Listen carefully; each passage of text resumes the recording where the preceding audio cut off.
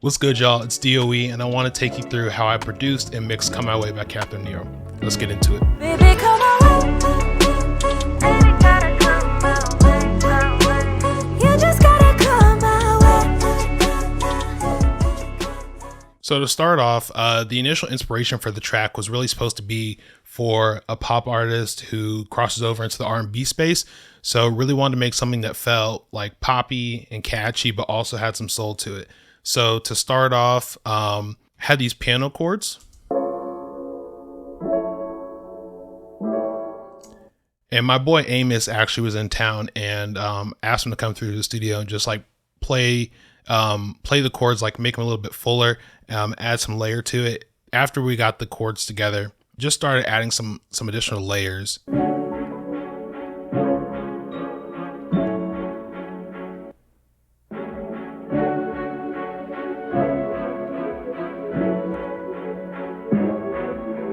There's a lot of sneaky stuff in there, a lot of stuff you're not necessarily hearing in your face, but in combination with the other rhythmic elements and with Katherine's vocal, it just kind of fills the song out a little bit more. So that's always the goal for me. To start off with the drums, I really wanted to keep it simple for the beginning. So I just started off with a rim shot and some hi-hats.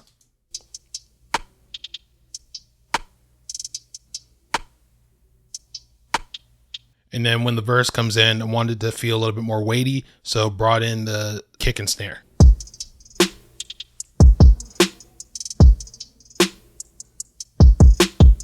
And then for the chorus, I want this section to feel huge.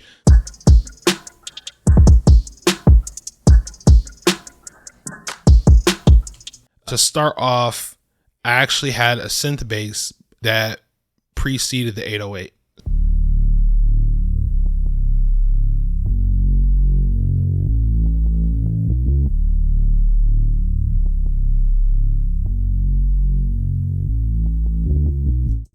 So that's the synth bass for the chorus. And then when we get to the post chorus, we added in an 808 and then I layered in an aux bass, and that's what these two things sound like together.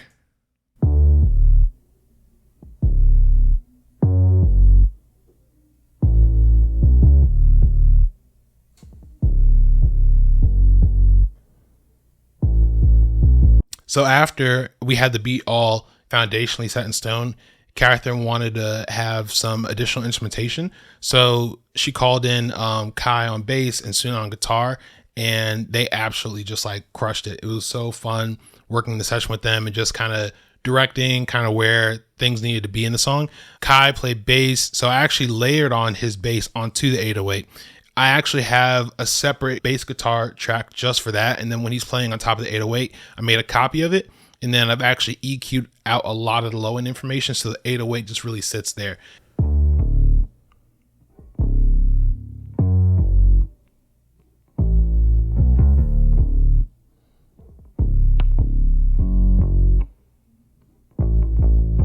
When it came to guitar, Soona gave me a lot of different material to work with. I had licks, I had lines. There are parts where I was saying, let's play some chords. Other parts where I was saying, hey, let's lay back or let's add in some more feel. And this is some of what we captured.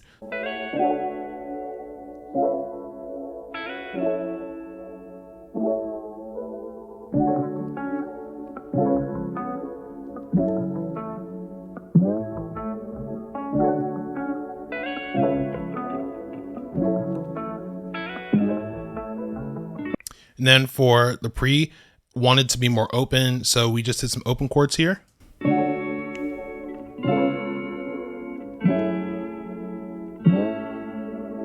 So in the last chorus, I really wanted to give just some extra dimension to the guitar part. We came up with a really funky rhythm guitar line that kind of acted as a second rhythm guitar on top of what was already happening. And this is what it sounds like in context.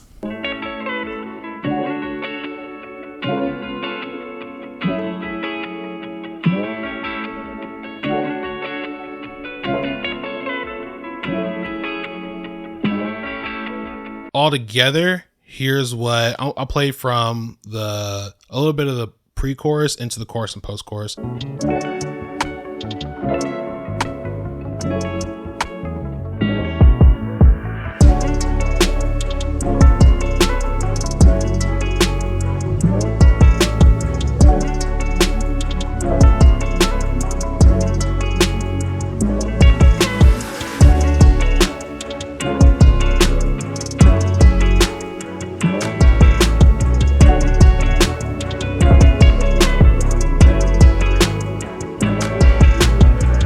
produced, recorded, mixed, and mastered this.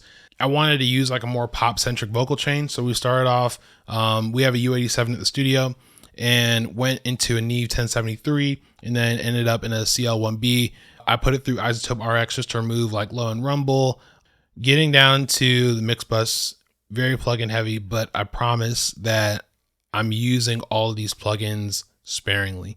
So if we get into the God particle, first off, my gain staging on this, I'm at 0 in and 0 out, but I'm not even hitting the green. I'm actually just using this like just a twinge. I'm cutting down some of the mids. I find like the plugin adds a little bit of mid EQ that I'm just not the biggest fan of. So I typically turn it down a little bit, but I've even turned down the amount of God particle from 100 down to 65%.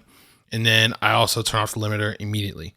One secret sauce trick that I've been using on mixes lately, I saw this process where someone would take a console emulation, run it through tape, and then back into a console, similar to like the analog processes that were before my time. Before, I would use maybe a console emulation and tape, but I never felt like that was enough. So when I came across this different signal path, I thought, why not try it out? So I ended up putting an SSL e-console first and into oxide tape. It sounds so cool. So I'll kind of A/B it for you.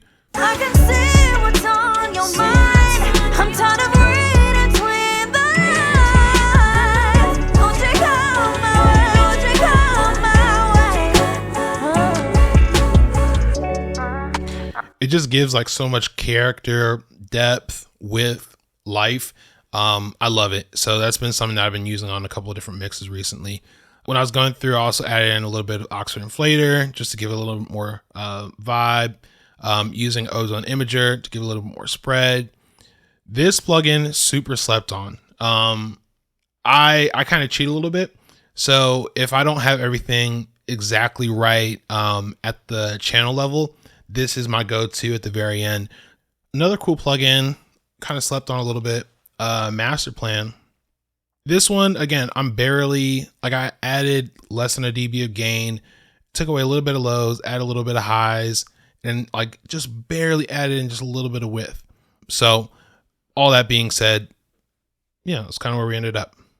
This is Come My Way by Katherine Nerro. Very excited to have produced it, mixed it, and mastered it. So let's play it out. I'll see y'all next time. Baby,